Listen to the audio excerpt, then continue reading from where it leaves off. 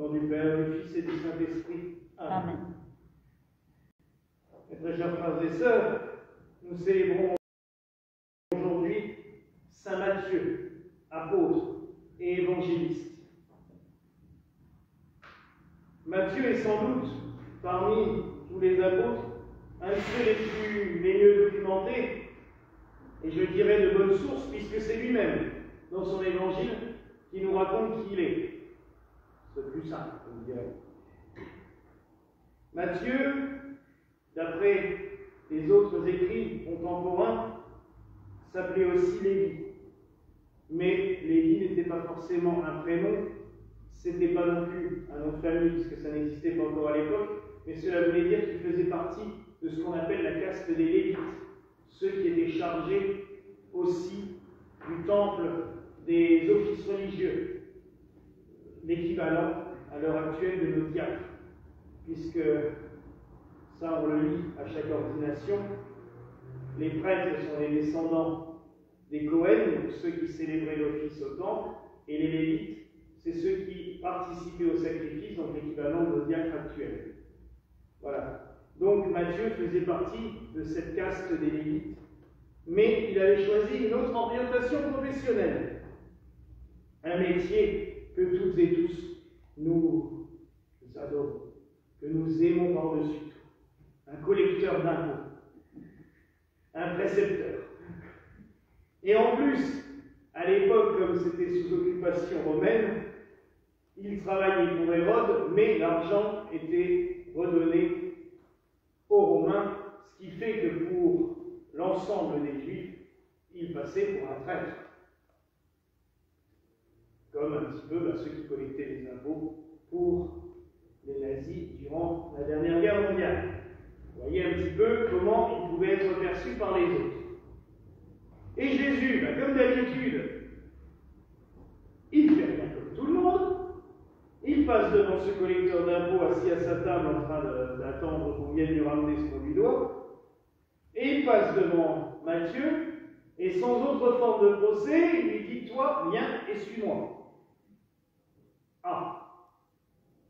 Et Matthieu répond à l'appel, sans aucun doute que ce n'est pas juste à cet appel parlé, mais qu'il a ressenti au plus profond de son cœur qu'il se faisait happer totalement par le Christ. Il obéit, il se lève et il suit. Comme d'habitude, ça ne plaît pas à tout le monde.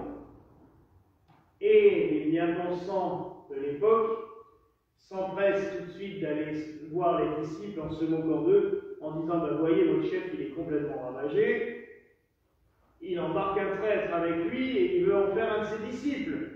Mais c'est vraiment, en gros, vous êtes vraiment une bande de gens tout sauf sérieux, vous prenez n'importe qui, vous faites n'importe quoi. »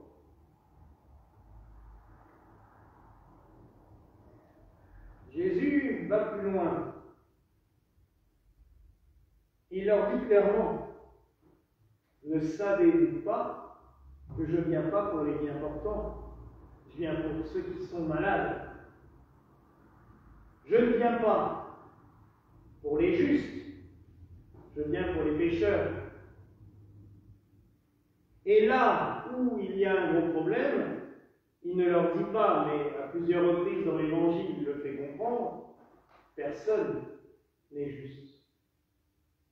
À part quelques grands saints ou grands patriarches, comme Saint Joseph, mais personne dans le monde n'est juste. Comme, je vous l'ai déjà dit la semaine dernière, mais je vais le répéter, comme le disait mon ami le Père Philippe Marie à Bargemont il y a 15 jours, il disait que celui qui me dit qu'il n'a aucun péché, qu'il n'a aucune faute et qu'il n'a pas besoin de la miséricorde de Dieu, il doit foutre le camp tout de suite. Il n'a rien à faire à l'Église. Et c'est vrai. Nous avons toutes et tous quelque chose qui ne va pas. Et tant que nous ne l'admettons pas, c'est là que ça ne va pas. Car nul n'est parfait. Nul n'a la vérité absolue devant Dieu, qui lui est la vérité. Et nous nous avons toutes et tous besoin de la miséricorde de Dieu. Et j'aime beaucoup le Christ quand il nous dit « Je veux la miséricorde et non le sacrifice ». Il n'en a rien à faire qu'on lui tue 10 000 taureaux, 10 000 veaux, 10 000 moutons par an, si derrière on n'est pas capable d'accueillir et d'aimer celui qui en a le plus besoin. Je trouve que cet évangile est une belle préparation pour les ordinations que nous allons célébrer samedi soir. C'est tout le mystère de la miséricorde de Dieu qui nous est révélé là. Nous faire comprendre que Dieu est bien plus grand que nos pensées humaines. Il va bien plus loin que juste nos considérations où nous nous disons « Oh, celui-là, oh non, celui-là. » En gros, on voudrait choisir à qui on fait du bien. En gros, on voudrait aimer que ce qui nous arrange. Ça serait pratique, je le reconnais. Et je reconnais aussi que oui, il y a des fois, quand on voit les gens arriver, on se dit, oh là là, encore, aujourd'hui, ça a dû arriver au Christ aussi, dans sa nature humaine. Hein. On voit bien que des fois il perd patience, et il a aussi dû se dire à des moments, bon, encore eux, et pourtant, il y va. Parce que il va loin. Des fois, c'est vrai qu'on a interprété, c'est un publicain en parlant de Matthieu. Oui. Et des fois, c'est vrai qu'on en rigole même. Ouais, c'est le collecteur d'impôts, c'est pour ça. Mais non. Je le répète, il est considéré comme un traître par rapport à tout le peuple d'Israël. C'est un collabo. Il collabore avec l'envahisseur, avec celui qui est là pour prendre tout ce qu'il peut prendre. Et vous savez très bien qu'à l'époque, quand on ne payait pas l'impôt, maintenant on vous envoie vous commander ou deux et un huissier. À l'époque, on vous envoyait tout de suite 3 militaires et c'était la tôle. Et pas dans notre prison actuelle. Quand c'était pas carrément la mort, ou l'envoi des membres de votre famille en esclavage. Donc, aux galères, voire l'histoire de bénir. Ça va plus loin. Et Jésus, lui, il ne cherche pas à comprendre. Il sait, au fond de son cœur, que lui, il en a besoin. Celui-là, il doit me servir. Il doit servir Dieu. Je m'en fous d'où il vient. Je m'en fous des problèmes qu'il a. Je sais qu'il peut aller loin et qu'il fera des grandes choses. Des fois, ça arrive à l'évêque de voir une vocation chez quelqu'un et de se dire, tant pis, même s'il a des soucis, même si tout le monde lui dit, non, il ne faut pas, on le fait quand même. Vous savez, on va célébrer 2 ordinations samedi. Ça me fait plaisir, forcément. Mais je pense aussi à la dernière ordination sacerdotale que j'ai célébrée ici. Tout le monde m'a dit, elle est handicapée, elle est en fauteuil roulant, elle sait à peine dire 3 mots des fois. Mais avec Elisabeth, ça a été compliqué au début. Mais avec la grâce de Dieu, elle a pu lui faire des prédications, et elle a soigné tellement de malades que ça ne me serait même pas venu à l'idée après de me dire mais pourquoi j'aurais dit non. Mais pareil,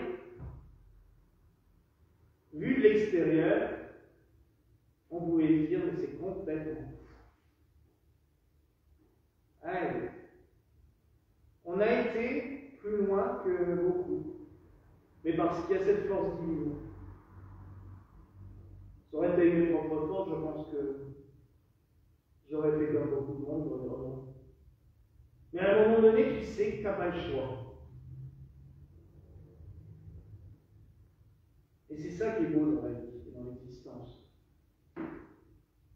C'est qu'à un moment donné, alors qu'on est totalement contre quelque chose ou qu'on ne veut pas faire quelque chose, Dieu nous fait comprendre, non, ça ne marche pas comme ça. Hop, au boulot, fais-le quand même.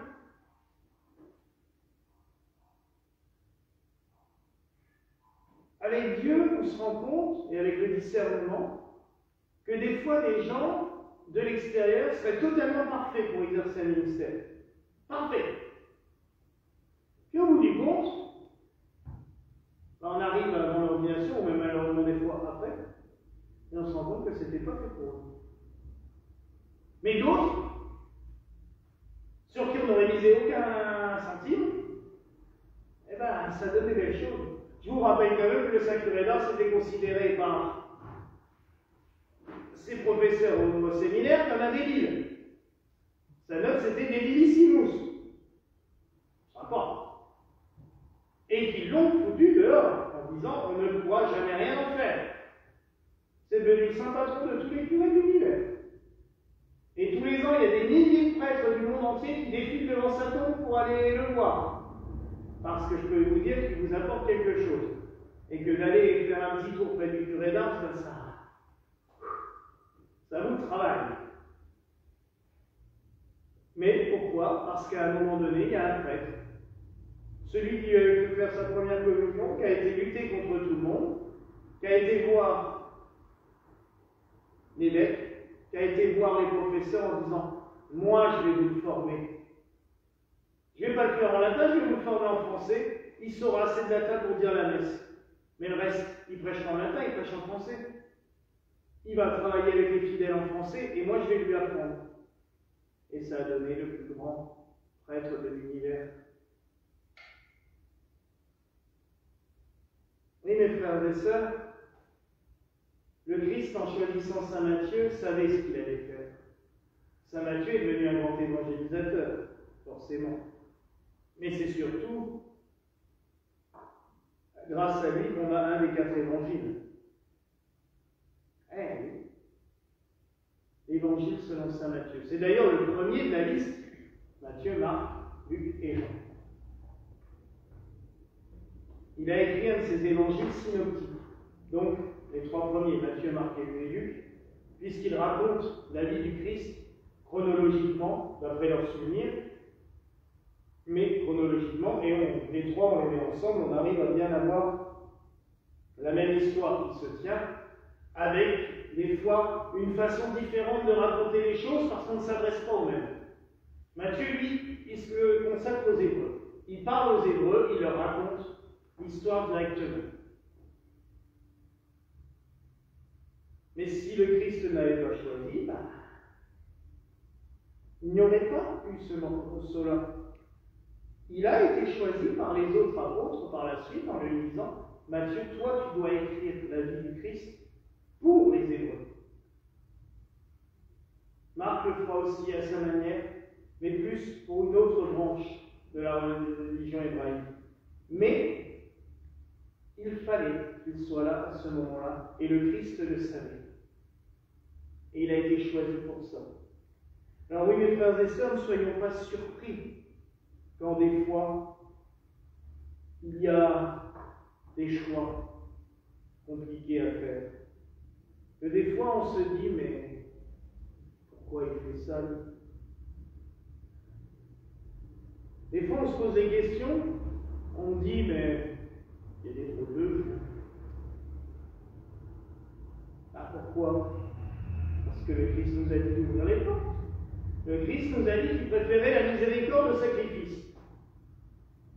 Ben oui, on fait le sacrifice. Je sais qu'on en fait, les sacrifices de la messe, on célèbre quand même 4 à 5 fois par semaine ici. Ben alors la miséricorde, on doit en faire 10 fois plus, si le Christ peut faire cela. Donc soyons miséricordieux. Ouvrons les portes à toutes et tous. Ouvrons nos portes, les portes de l'Église, mais aussi les portes de nos cœurs. Le Seigneur nous contre les portes de l'Église qui, derrière, on s'en fout royalement. Ça reste un bâtiment. Il faut ouvrir nos cœurs aussi pour accueillir celui qui en a besoin. Et c'est des fois dans ceux auxquels on ne croirait pas qu'on peut trouver la vocation, ou celui qui pourra s'élever vers Dieu. Mes frères et sœurs, rendons grâce que le Christ ait choisi Saint Matthieu. Rendons grâce que le Christ nous choisisse, nous toutes et tous, malgré nos faiblesses, malgré nos petits défauts ou nos gros défauts. Mais il nous choisit comme ses enfants, comme ses frères et sœurs. Il nous appelle. À nous toutes et tous, il nous dit, viens, suis-moi. Et nous n'avons pas d'autre choix. Suivons-le. Je sais qu'il y a la sainte liberté des enfants de Dieu et que chacun est libre. Mais franchement, si j'ai le choix entre le monde ou l'autre là en bas, et Jésus qui me dit suis-moi, je préfère suivre le Christ, sans aucun doute. Alors oui, mes frères et sœurs, écoutons l'appel du Christ et suivons-le. Lui qui nous dit viens, suis-moi. Voilà la grâce que je nous souhaite en ce soir au nom du Père, du Fils et du Saint-Esprit. Amen.